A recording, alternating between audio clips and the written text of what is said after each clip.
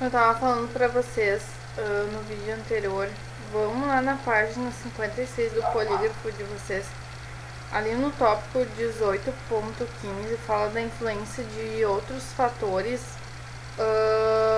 na velocidade de corrosão. Tá? A geração do meio corrosivo, como foi dito anteriormente, tá? O oxigênio ele pode ou não controlar os processos corrosivos. Tá?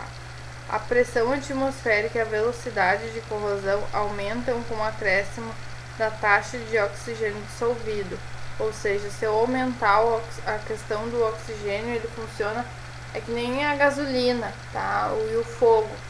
No momento que tu aumenta a quantidade de oxigênio, tu tá aumentando aquela questão do fogo, tu tá dando uma alavanca para incendiar ainda mais, né? Para aumentar o potencial de queima, né? Isso pode ser o oxigênio um elemento despolarizante e que desloca a curva da polarização catódica no sentido da maior corrente de corrosão. O pH do eletrólito também é outro fator, tá? Então a gente tem o fator do oxigênio, o fator do pH, a maioria dos metais passivam-se em meios básicos, né? Temperatura, o aumento da temperatura acelera, de modo geral, as reações químicas. Da temperatura, da mesma forma também a corrosão e as taxas de desgaste também aumentam com o aumento da temperatura. Com a elevação da temperatura, diminui-se a resistividade do eletrólito e, consequentemente, o aumento da velocidade de corrosão. Essa é uma questão, tá, do trabalho de vocês sobre corrosão, tá? Aquele trabalho ali que eu falei pra vocês que é o último, que é o trabalho que é pra ser entregue até o dia 18, daqueles 8. Então, essa é uma questão da temperatura, foi uma questão que eu coloquei no trabalho de vocês. Então, vocês deem uma lida, tá? Nesses fatores e observem. O efeito da velocidade, tá? Relativa também é outro fator a ser cuidado. A superfície metálica do eletrólito atua na taxa de desgaste de 3 formas. Para velocidades baixas, há uma ação despolarizante intensa que se reduz à medida que a velocidade se aproxima de 8 metros por segundo. Para o aço em contato com a água do mar. A partir dessa velocidade, as taxas praticamente se estabilizam, voltando a crescer para altas velocidades quando diante de um movimento turbulento. Tem-se inclusive a ação erosiva. Em vez de corrosão, ocorre a erosão. Então ali fala dos gráficos. A gente tem o gráfico da taxa de corrosão pelo pH e da taxa de corrosão pela velocidade. Se vocês olharem a taxa de corrosão na velocidade, quando a velocidade está em 8 metros por segundo, quando ela está em 7 metros por segundo, vai se aproximando de 8, a taxa de corrosão vai se estabilizando. Após os 8, quando ela passa de 8, 9, 10, ela volta a crescer exponencialmente. É um outro tipo de comportamento que a gente tem, então, falando em velocidade de corrosão.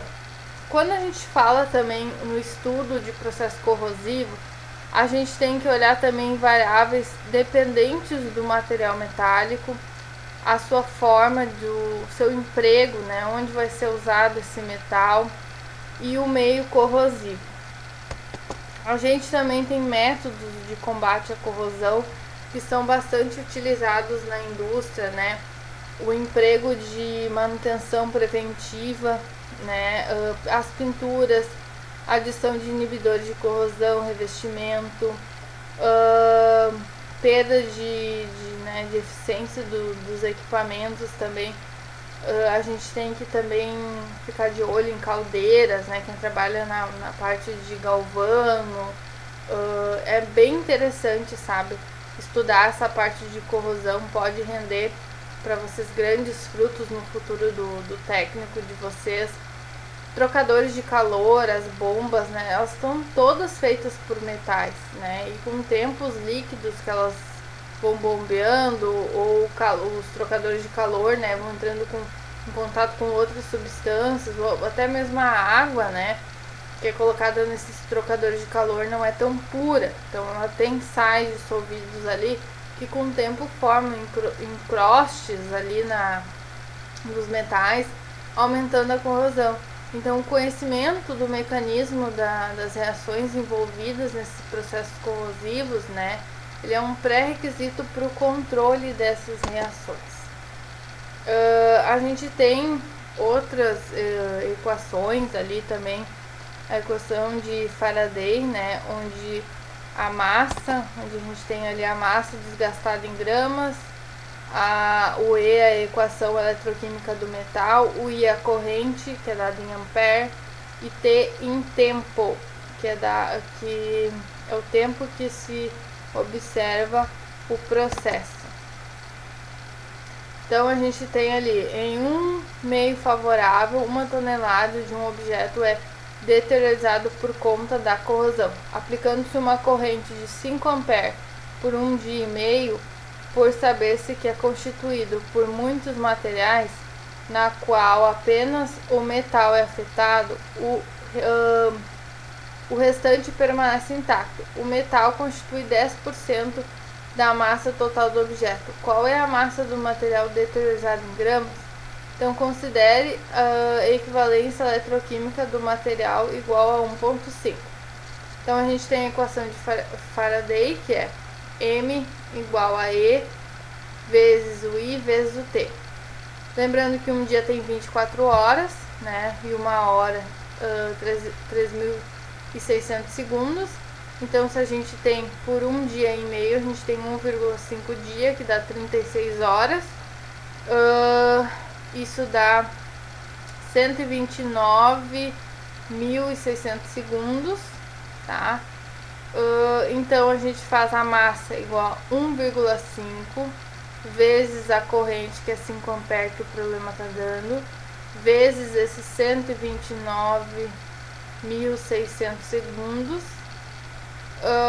Então a gente tem uma massa igual a 972 mil gramas, ou 972 quilogramas, ou 0,97 toneladas, tá? Eu dei esse problema inteiro para vocês. Lembrando que 1 tonelada é igual a 1.000 gramas e 1 quilograma é igual a 1.000 gramas. Esse problema eu confeccionei para vocês para ficar mais clara essa questão ali da intensidade das correntes, as partículas de corrosões, que envolve mais essa parte de eletrônica da corrosão. Então eu também coloquei ali no slide 34 justamente essa questão da influência de outros fatores na velocidade de corrosão, que está na página 56 do polígrafo de vocês, tá? Só para mostrar aqui. Então é isso, pessoal. O nosso conteúdo de química inorgânica acaba por aqui, né? Temos outras perguntas a serem feitas, né? Aguardo então as perguntas de vocês. Não é um conteúdo fácil. Eu vou levar em consideração toda essa questão que a gente está passando da pandemia, tá? Eu já cobrei bastante dessa teoria neste trabalho. Então façam um trabalho, pessoal. Não deixem para fazer o trabalho de última hora. Vocês não terão recuperação das notas dos trabalhos. Então, deixa eu repetir de novo, tá? Pode ser chato, mas para muita gente pode ser que não ficou tão claro. Temos 8 atividades, tá? EADs, que a escola cobra de nós professores, tá? A cada 2 aulas presenciais, uma atividade avaliativa EAD.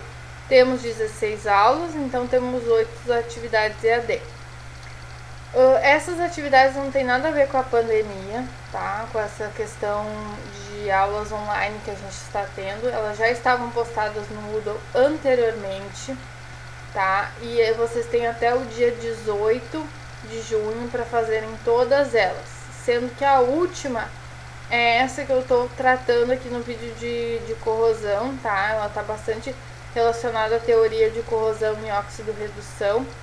Para a prova deste último conteúdo, eu vou cobrar apenas as reações químicas, tá? Eu vou dar uma reação química para vocês têm que saber quem é o oxidante e quem é o redutor, tá?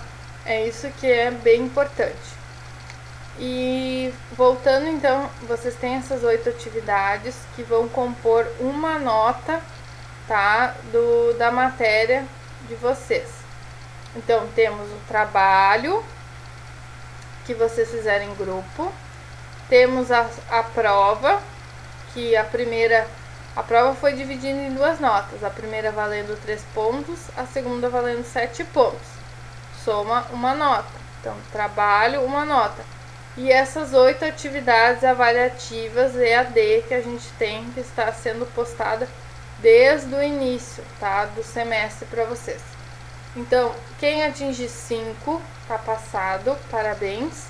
Quem não atingir 5, a média 5 dessas 3 notas, vai fazer uma recuperação onde vai cair todo o conteúdo da primeira prova e da segunda prova, tá?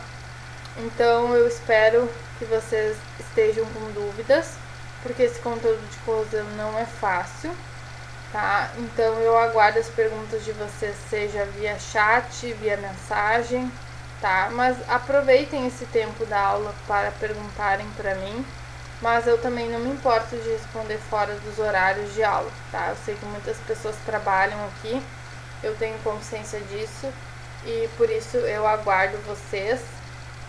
E deixo também como lembrete, mais uma vez parecendo uma chata, mas eu preciso porque muitas pessoas têm dúvidas e às vezes não conseguem entender, por isso que eu falo mais de uma vez.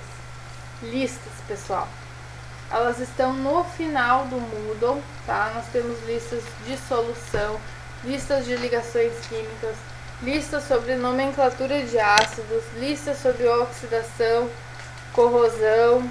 Então não deixem, pessoal, de fazerem as atividades, tá? Qualquer dúvida eu estou à disposição de vocês. Uma ótima semana e uma ótima rotina de estudos para vocês.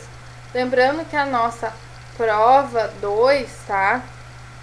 Ela tem tudo para acontecer dia 18.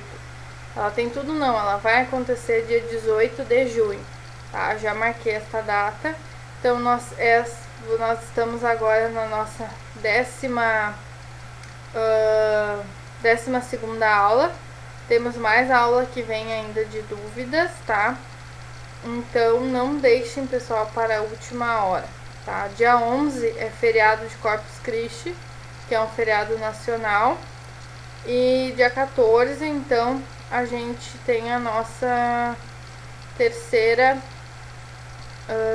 nossa segunda prova, tá? Provavelmente ali dia 25 de junho a gente vai tirar as dúvidas. E dia 2 de julho, dia 25 ou dia 2 de julho eu faço a recuperação, então, para quem precisar. Até dia 18 de junho, então, prova 2 e entregar os trabalhos até o dia 18 de junho, que daí eu fecho as notas e já aviso quem está de recuperação. Se alguém tiver alguma dúvida, pessoal, por favor, me mandem contato. Se alguém tiver algum problema com o Moodle, mande para a escola, tá, pessoal? Boa noite para todos.